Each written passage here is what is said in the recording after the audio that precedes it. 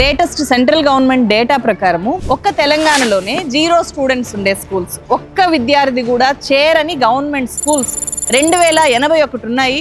Jawahar Nagar dump yard చుట్టూ 100కు పైగా slum areas ఉన్నాయి. 3 లక్షల మంది దాకా జనాభా ఉన్నారు. 1,00,000 మంది దాకా పిల్లలు ఉన్నారు. ఈ 1,00,000 మంది చదువుకోవడానికి ఉండే గవర్నమెంట్ ప్రైమరీ స్కూల్స్ కేవలం 9 ఉన్నాయి.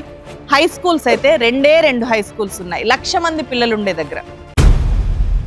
నేను పలానా అవ్వాలని ఏమనుకున్నావు? అట్లా పోలీస్ అవ్వాలనుకున్నా, బట్ అంత దూరం పోయే ఓపిక లేక ఇంట్లోనే కూర్చున్నాం.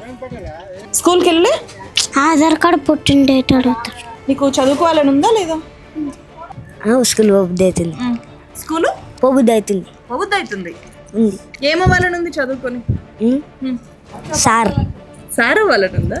పిల్లలు స్కూల్కి వెళ్ళకపోవడం వల్ల, ఎక్కడ చూసినా పిల్లలే కనిపించడం వల్ల ఏం జరుగుతుందో తెలుసా? ఈ ఏరియాలో పిల్లలు సెక్షువల్ అబ్యూస్కి గురవుతున్నారు. చాలా మంది పిల్లల మీద సెక్షువల్ అబ్యూజెస్ జరిగాయి. పోక్సో కేసులు నమోదయ్యాయి.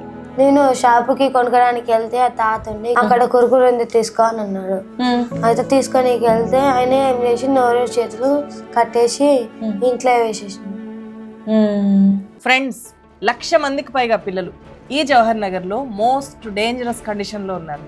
వాళ్ళకి మనందరి సపోర్టు కావాలి. అక్కడ నర్సరీ నుంచి ఇంటర్ దాకా వీలైనన్ని ఎక్కువ గవర్నమెంట్ స్కూల్స్ వెంటనే స్టార్ట్ చేయాలి గవర్నమెంట్. సో నేను, మీరు, మనమంతా కూడా అక్కడుండే గొంతు లేని పిల్లల తరఫున మన గొంతు వినిపించాలి. అది గవర్నమెంట్కి ఖచ్చితంగా వినిపించాలి, ఇంపాక్ట్ క్రియేట్ చేయాలి. Start schools in Jawahar Nagar అనే హ్యాష్ట్యాగ్తో ఈ వీడియోని మీరందరూ కూడా విస్తృతంగా షేర్ చేయాలి అని చెప్పి నేను రిక్వెస్ట్ చేస్తున్నాను.